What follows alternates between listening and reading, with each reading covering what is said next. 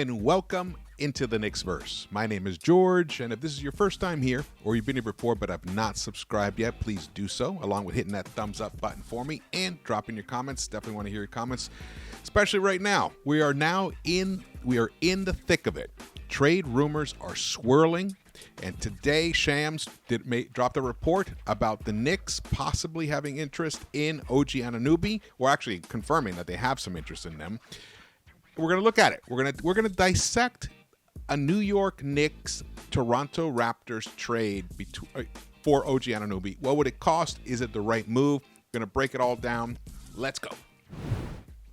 You can see here, Knicks, this was NBA Central, picked this up. The Knicks and Suns are among the interested suitors in OG Anunoby. So that's the competitor, according to Shams. It's the Suns. Now, the Suns own all of their own first-round draft picks. All of them. None of them are protected or anything at the moment because they're their own. The Knicks own all of their own, plus they have an additional 4 other first-round draft picks that are protected of varying degrees. So maybe there is a package there that can be more enticing from the Knicks than from the Suns. You got to remember, the Knicks' winning record is for the past 3 seasons, much lower than the Suns. Suns, when you get a first-round draft pick from the Suns, you're most likely looking at a 25th pick at best. Most like some years, 2 years ago, it would have been a 30th pick. Last season would have been the 29th pick, 28th pick, something like that. So you're not getting a high-value first-round pick, but they are unprotected. So if they want to throw those in, that would be an interesting situation. But the Knicks have more. We have more that we can offer, and we have young players that we can offer that could be something of interest to them. Let's get down. Let's break this thing. Let's see what Shams actually said. So here it is. This is an article in The Athletic today. The NBA trade market has officially heated up with next week's February 9th deadline upon the league, and conversations among team executives are expected to become more serious as the next few days unfold. Now, this is what he wrote about the Toronto Raptors. The Knicks and Suns are among the interested suitors in Raptors forward OG Anunoby, sources say. New York has shown a willingness to offer multiple first-round picks for Anunoby, according to those sources. The Suns, meanwhile, have control of all of their first-round picks, 8 in total, through 2030. New York SNY first reported the Knicks' interest last week. That was Ian Begley, which we've already talked about before. So this is a confirmation. Now, Shams has heard it from elsewhere. So it happened. And what that story was, it was said, well, originally it was reported that a team has offered up to 3 first-round draft picks for OG. Now, no deal has been made yet. So apparently that wasn't enough. Or maybe they're just waiting to see what it would take, what more they could get, meaning the Raptors, meaning Masai Ujiri. Who, by the way, someone posted a video today about Masai Ujiri saying it was like an interview saying that he hates the Knicks or whatever. That was an old interview, and I'm sure he wouldn't mind making a trade with the Knicks if it was the best trade possible. I don't consider Masai Ujiri to be kind of like a Danny Ainge who could be spiteful and make Leon jump through hoops and eventually just sit and wait for the best offer. I think if the Knicks have the best offer, Masai Ujiri would take it. So I don't think that's an issue, a concern at the moment. Let's look at something else here. So this is there's some speculation that it would take RJ Barrett, that's what it would take to get OG onto this team. Now, to me personally, it makes no sense for the Knicks to trade RJ for OG. It makes no sense at all. It would be more of a lateral-ish type move. Yes, OG is a much better defender, but offensively, RJ is trending to be a much better offensive player. You can just see it right here.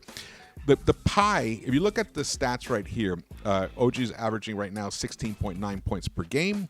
RJ's averaging 20.3. The rebounds are pretty much even, and OG is a bigger player than RJ. Bigger. He's 6'7", RJ's 6'6".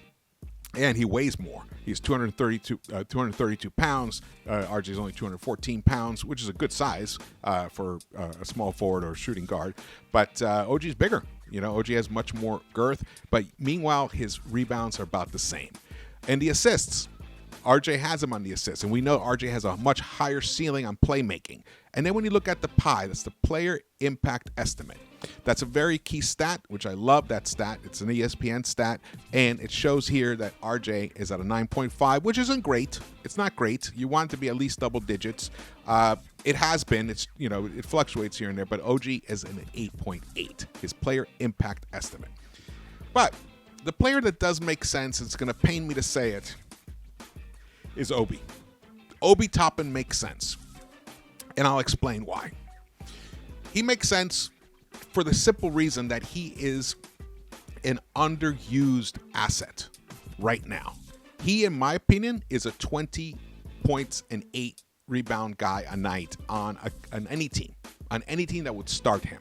So he's undervalued. He's underutilized. Now look at his pie number, his player impact estimate, 10.2. Because he impacts the court. When he's on the court, he impacts a winning flow. Now and also the other thing is the ages. He's 1 year younger than OG and 2 inches taller than OG. So they get, the Raptors get a little more size, which they love and covet. Could Obi put on a few extra pounds? Will it hurt his athleticism a bit? I think there's a happy medium there. I think the future, as Obi trends forward into the future, he will gain some more strength and lower body strength, some more weight, definitely in the legs. That's what I'd like to see for him, even if he stayed with the Knicks. I'd love to see him. Let me just be clear.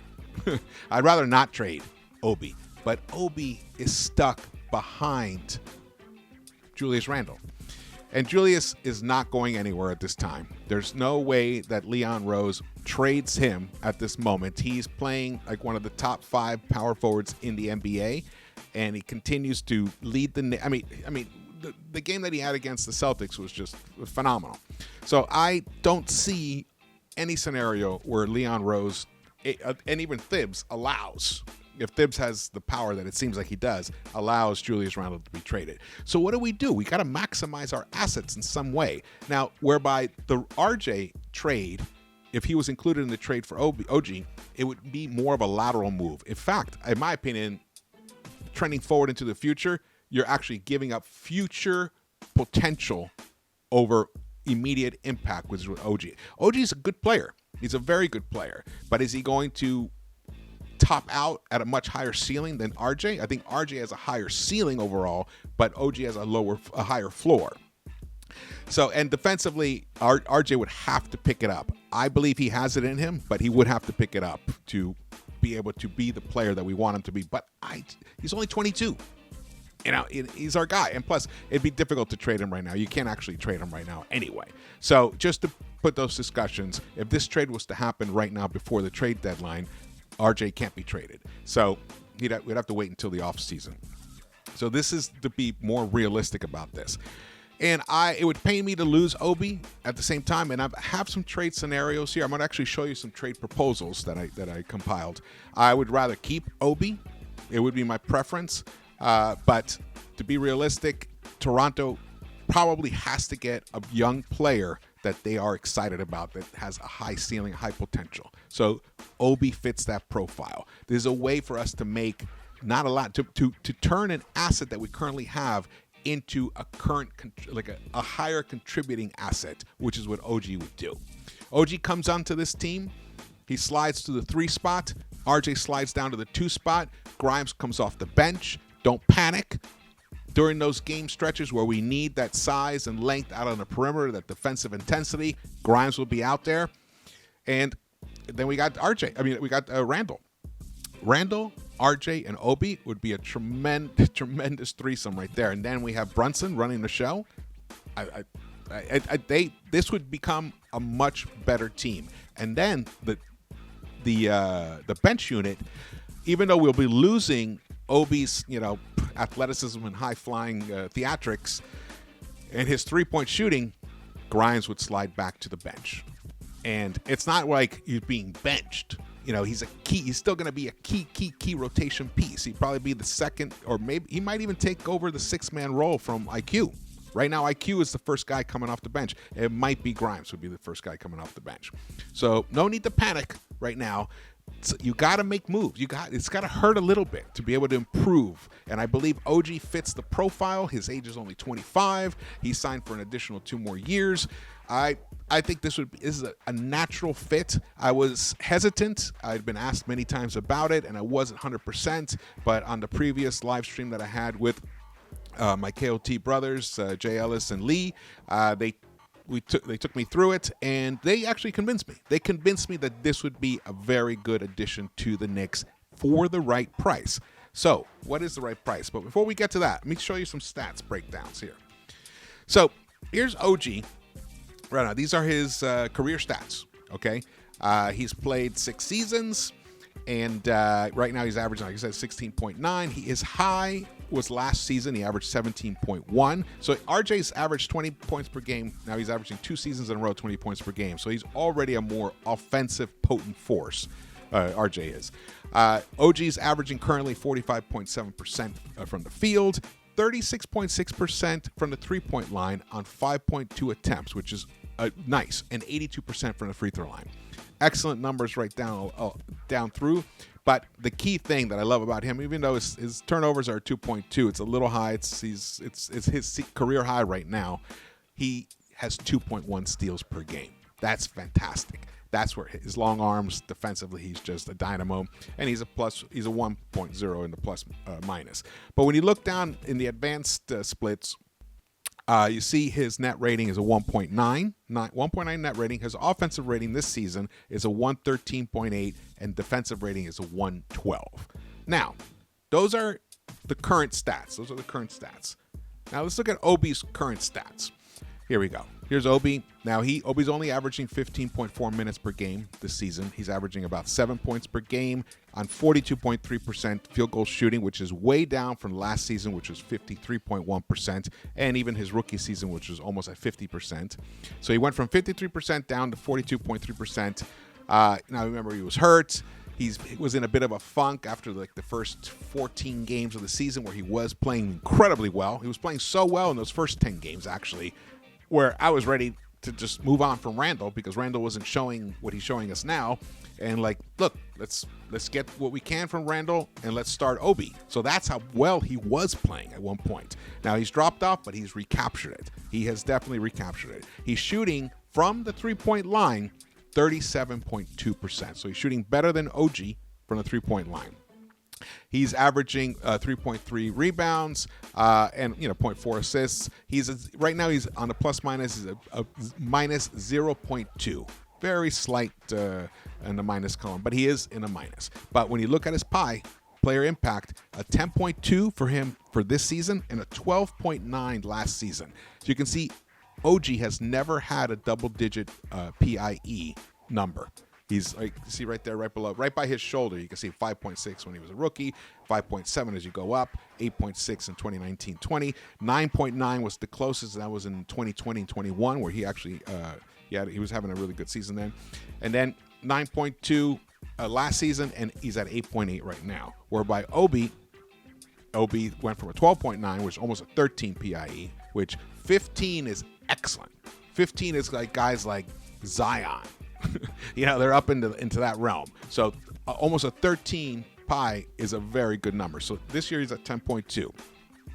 Now, if you look at his defensive rating, he's a 107.1 for this season. He was a 104 last season. He was better defensively last season. But I think scoring is up overall in the entire NBA. So that's what's impacting these numbers. And if you look at OG's numbers, his defensive rating is 112 this season. 112. So that's higher than, and it's the highest it's been for him. He was 108 last season, 109 the season before that, 104 before that. But Obi, he's at 104 for last season and 107 this season. So better defensive rating. I know it's misleading because he plays against a lot of second units, but that's just the reality of the numbers at the moment. But I want to get even closer to the reality of the numbers. Let's look at the per 36 numbers. So here's OG's per 36 numbers. Even his per 36, he is averaging 17 points per game this season. He would be, okay? So I want you guys to look at that number really specifically. It's in the top there in the left, right under the points, 17. What are OB's per 36 numbers? Here they are. He would be averaging 16 points per game, so only 1 point less. That's it. And you know that he's capable of more. Last season, he averaged 19 points per game. 19 points per game. So not once has OG ever averaged more than 17 points per game per 36 minutes in his 6 seasons. And now it's season 6 right now. We know that OG is pretty much going to be this player moving forward. Maybe he'll get a little bit better, yes. But historically, once you reach your 6th season, you're kind of becoming the player that you are. Very few people are like Randall that start leveling up, like he basically did on his 6th season. Yeah. Or was it his 5th season? But look at Obi. OG and Obi. I keep getting jammed because the numbers. Obi already was averaging 17.1 minutes per 36 last season. And his rebounds, 3.7. Oh, wait, that is not here. This is it. Here, okay, here's the per 36. Sorry about that. He would average 7.6 rebounds per game, or 7.8 last season, 2.1 assists, almost 1 steal per game, whereby OG was averaging 2.1 and a rebounding 5.5. So you're going to get more rebounding from OB. So this feels like a good trade. Now, obviously, there's going to be other elements. There's going to be picks. But in terms of if Toronto is looking for a high-value young player that hasn't popped yet, but could pop, who has tremendous upside and potential, and who fits the player profile that they like, it's Obi Toppin. Now, again, I don't want to trade Obi Toppin, so I'm going to look for another option, but this looks like a good pairing right here. Let's move on to something else here. This is the first trade. This is the first trade proposal. Now, this would include, this is to match salaries, really. Derrick Rose and Obi Toppin would go to the Raptors, along with the Knicks' first round pick, unprotected, 2023. This draft is coming up, the unprotected. It would also include the Dallas 2023 first round pick that we have. And it would include the 2025 Milwaukee Bucks pick. Now, that's 3 first round picks. One of them is unprotected, and it's the Knicks pick. And it's got a young player with tremendous upside, and it has Derrick Rose, who can come off the bench for them. Obviously, and he only has a player. Wait, it's a team option for next season. So, they can move on from a salary, and it matches the salaries. So that is a nice, clean trade. The negative here is the Knicks have already said that they'd be looking at wanting to do right by Rose in terms of a trade. Not sure this would be necessarily considered a right by Rose type trade, depending on how many more moves the Raptors make. If they just make this move, then I could see that being okay, like a nice place for Rose to basically end his career.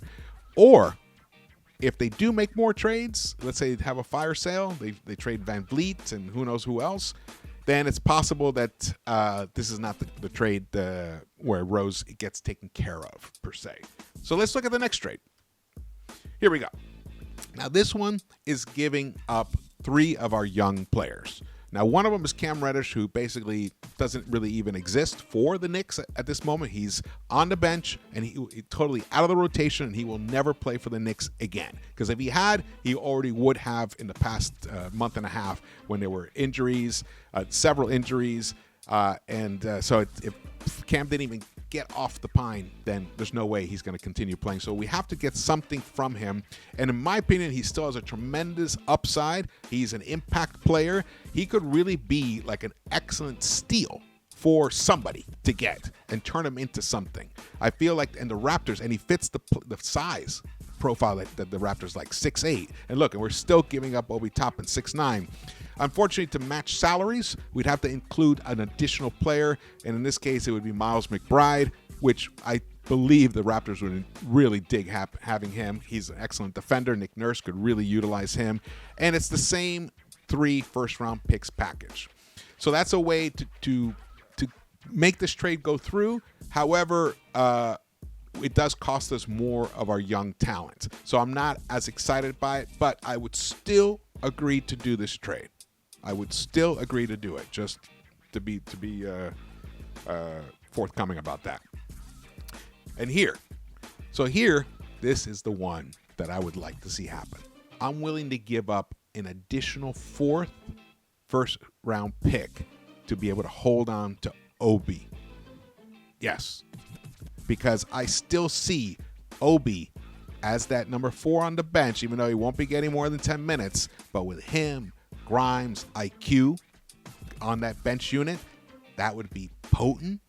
I would love to, it would continue. I mean, I just would, that would solidify our depth that we need. And we still would be giving up 2 players that have value. Evan Fournier has tremendous value. Okay, he signed on for an additional, well, it's 3 years, including this year. So it's next year. The 3rd year is a team option. So the Raptors have time to move him to another team. They could get value that way for him. And we would get DJ Wilson in exchange to help the salaries match. And then they have Cam Reddish. Cam Reddish is, like I just told you before, I think he would be excellent in that Toronto unit, Toronto rotation. Now, we'd have to give up a 4th additional first-round pick, and in this case, it would be the Washington Wizards 2023 first-round pick that we have. Now, that's a protected pick. So is the Dallas pick is protected, and so is the Milwaukee pick, and we'd still be giving up 1 unprotected first-round pick. So this would be 4 picks, 1 unprotected, and 3 protected. Now, you might be wondering, wow, we're giving up so much. We could have gotten Donovan Mitchell, blah, blah, but we couldn't gotten Donovan Mitchell because the protected picks don't have as much value. And Donovan Mitchell is a much higher impact player. Look what he's doing with the Cavs. OG, I don't think OG is as big an impact player as, well, I know for sure he's not as big an impact player as Donovan Mitchell. So it's not apples to apples. It's a very different scenario. But, the clock is ticking right now. The Knicks are currently in 7th place, and they have a chance to make a run, to continue making a run, and possibly improve and get that 6th seed. Who knows what could happen? There's injuries for other teams. Anything could happen. Other teams, the wheels could fall off other teams, and we can maybe get up to the 5th seed. And with OG on this team, we will be a much more complete squad rotation, and possibly maybe steal a first-round playoff series. I mean, obviously it's tough to say, but it's possible. Now, I'm going to get into the negatives of OG. And basically it's this right here. Thanks to Knicks Muse, who tweeted this out. OG Anunoby games played by season. In 2020-21, he played 43 games only. The next season, he played 48 games. This season, he has played 45 games so far, but he injured his hand recently. The guy's injury prone. That's the other thing that Masai Ujiri has to factor in, and anyone else who's acquiring or wants to acquire him has to factor it in. He is injury prone.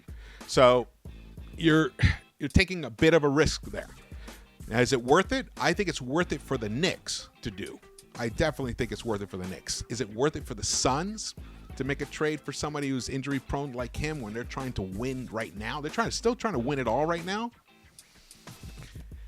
I don't know. It's a bigger. It depends. It's the risk assessment here, depending on what your expectations. We would be bringing OG Anunoby onto this team to create a situation where we're building blocks to a championship. We're on our way, for 3 years from now. So, and who knows? Maybe OG is actually part of the package for the big superstar at some point. But right now, I would say he fits better for a Knicks type team than a Phoenix Suns type team. That's my opinion on that. However, there is a risk involved in trading for him. So it all comes down to what are you willing to do. Now, I want to hear you guys. I want to hear what you guys have to say about this, what your feelings are about this trade, about bringing him. If you like any of the trade scenarios, or if you have other ones yourselves, just drop them in the comments. I'd love to get to them. All right. Well, thank you so much for watching this. Again, my name is George. If this is your first time here, please subscribe. We're trying to get to 7,000 subscribers. Hit that thumbs up button for me.